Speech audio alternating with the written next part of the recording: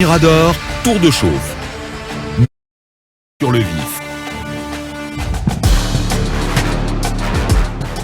Merci d'embarquer à bord du vaisseau spatial estampillé Mirador au temps du vol. Donc c'est 3 heures pour atteindre notre destination. Et donc c'est-à-dire 11 heures sur 95.3 modulation de fréquence. Et vous qui nous rejoignez aux 4 coins du monde sur le www.filmguinée.com ou encore sur notre page Facebook, vous êtes très nombreux à vous y connecter. Vous nous rejoignez également sur la chaîne YouTube de Film 24. Merci de votre fidélité, merci de nous rejoindre. Nous lançons à présent donc dans le grand bain. Talibé Bari, bonjour. Bonjour Aboubakar, bonjour à tous et bonjour à nos amis du Horea AC. Horea Athletic Club de Conakry. Athletic Club de Conakry qui a reçu un courrier de la CAF en date du 6 février. Un courrier réponse à une lettre que le Horea a adressée justement à la CAF en date du 25 janvier 2022. Dans ce courrier, Horea demandait à la CAF d'accepter que le club de Matam puisse y opérer ses matchs dans un premier temps, les matchs en phase de poule et éventuellement les matchs au stade des quarts de finale et des demi-finales si jamais le représentant de la Guinée en Champions League africaine devait donc se retrouver à ce stade. Et finalement, ce courrier, il part de quoi? Il part d'un certain nombre de constats faits par la CAF en ce qui concerne différents paliers du stade Général Lansana Conté de Nongo, parce qu'une mission de la CAF en a fait une évaluation en termes justement de qualité infrastructurelle. La mission de la CAF a statué sur le terrain de jeu, la qualité du terrain de jeu, l'aire de jeu, sur les bancs de remplaçants et des officiels, sur l'éclairage au niveau du stade, sur justement les vestiaires de l'équipe hôte et de l'équipe visiteuse, sur les salles de réunion, le côté médical, les tribunes et installations pour spectateurs. Donc beaucoup de paliers ont été passés en revue par l'équipe de la CAF. Et en ce qui concerne, comme André, en tout cas, un aspect extrêmement important, celui lié notamment à l'heure de jeu, un certain nombre de remarques générales ont été faites. On dit par exemple que l'heure de jeu ne favorise pas la pratique du football de haut niveau. On parle d'un type de gazon ou de pelouse utilisé ne correspondant pas à la pratique du football également de haut niveau. Et on parle de certaines zones du terrain dépourvues de pelouse et enfin d'une aire de jeu complètement à refaire. En tout cas, mais honnêtement, j'ai du mal à comprendre parce que moi j'ai vu, on a vu des stades au Cameroun, mais qui ressemblaient à des champs de patates. Absolument. En tout cas, ce sont les conclusions de la mission dépêchée par la CAF. Donc, au regard de ces réserves émises par cette mission de la CAF, l'Horea a senti qu'il était en passe de ne pas pouvoir opérer ces matchs ici à Conakry. Et donc, l'Horea s'est fendu d'un courrier adressé à la CAF le 25 janvier.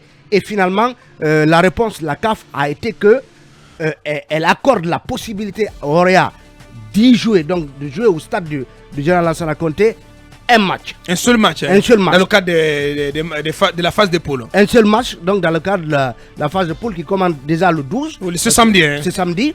Ouais. Et donc, et finalement... Donc la bonne nouvelle, c'est que l'Horea est autorisé à disputer son premier match à domicile. Son premier match, parce que vous savez que... Parce que c'était pas gagné d'avance. L'Horea est en phase de poule, l'Horea doit aller au Maroc, l'Horea doit aller en Afrique du Sud. En Afrique du Sud. Donc, il lui est permis d'opérer ce match, le match du 12. Contre le présentant algérien. Oui. Cependant, on précise, si le terrain n'est pas amélioré et n'est pas dans des conditions acceptables d'ici là, la CAF réévaluera la situation et prendra une nouvelle décision concernant l'approbation du stade pour les journées suivantes. Bien. Alors, des questions à se poser. Vous savez quand même que ce stade, il a souffert, en tout cas, d'une inexploitation sur plusieurs années. Effectivement. Et je crois bien quelques 6 ans pratiquement. Ce stade près de 10 ans, a été réalisé, remis à l'État guinéen. L'État guinéen devait effectuer des travaux sur plusieurs compartiments. Ça n'a pas été fait. Il a fallu donc que Sam Zebem, donc de M. Antonio Soare, s'y engage et prenne le stade en charge. Vous avez vu beaucoup de réflexions au niveau des sièges. Beaucoup d'investissements, plus de 100 milliards. Beaucoup d'investissements. Mais quand on met par exemple en cause la qualité même de la pelouse. Ça veut dire que depuis déjà la construction de ce stade, il y avait des problèmes. Effectivement. On parle par exemple d'un manque d'espace où poser des caméras pour les médias. Ouais. Donc je pense que il y a des approximations en termes de construction au niveau de ce stade qu'on ne peut pas comprendre. Ouais. Et donc, ça va être encore et encore une tâche dure pour Sam GBM pour remettre justement ce stade en état, de fonctionner, des compétitions. Ouais, des matchs internationaux. Parce que quand même, il faut rappeler que les stades devant abriter des compétitions sont régulièrement objet d'évaluation pour savoir, des missions d'inspection. Tout à fait. Pour savoir jusqu'à quel niveau ils peuvent se prêter justement à des compétitions de haut niveau comme les compétitions interclubs, les éliminatoires de la Coupe d'Afrique ou les éliminatoires de la Coupe du Monde. Bien. Bonjour Lincoln. Bonjour Abakar, bonjour à toutes et à tous. Bienvenue. C'est pas étonnant, dans un pays où tout est obtenu gratuitement, ça veut dire qu'il y a des problèmes. Le stade, c'est du cadeau. Un cadeau qu'on n'a pas pu achever en termes de travaux. Le palais Séro-Touréa, c'est un cadeau. Et beaucoup de cadeaux, pratiquement. Mais moi, c'est que je ne comprends pas. Aujourd'hui, pratiquement, l'État n'arrive pas quand même à assurer certaines tâches.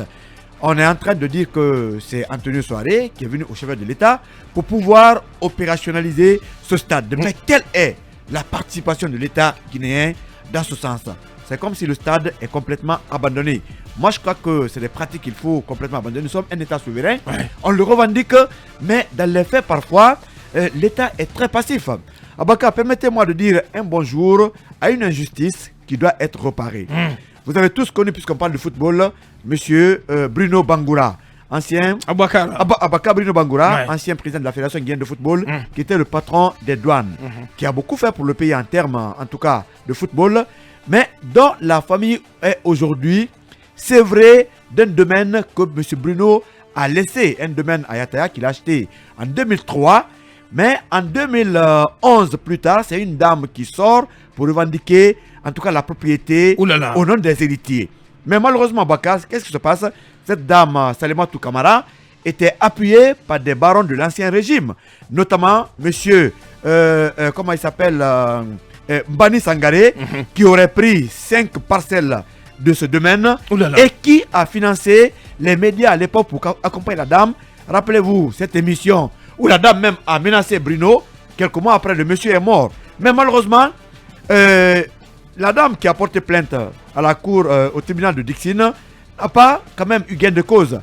À la cour d'appel, la décision a été confirmée comme quoi le domaine appartient à Bruno.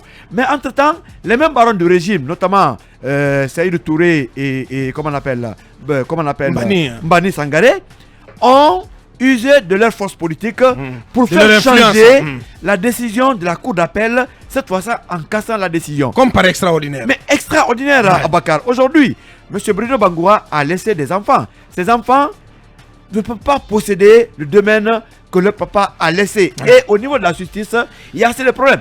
Et c'est pas le seul... Donc vivement que la justice version CNRD se penche sur ce dossier. Mais quand même, et c'est pas le seul dossier. Il y a beaucoup de Guinéens aujourd'hui qui ont été spoliés de leurs biens par la complicité de la justice. Donc, Monsieur le Président, puisque la justice doit être la boussole de votre gouvernance, il faut revoir le cas de la justice pour remettre dans leurs droits tous ces héritiers spoliés de leurs biens par la complicité de la justice. Et c'est le cas aussi de cette grande permanence qui est située à Dixine, Dixine donc, qui appartiendrait donc à l'homme d'affaires M. Ba et qui est complètement sous occupation d'un groupe d'hommes d'affaires du côté de Dixine. Nous sommes en train d'enquêter là-dessus et donc vivement que la justice et tout se près penche ici aussi à Ouaraya, du côté de Lambaye, tout près, c'est le même problème, un opérateur économique passé par des sages entre griffes et beaucoup de domaines aujourd'hui sont compromis dans ce litige à Bakar. Bien. C'est en cela qu'il faut saluer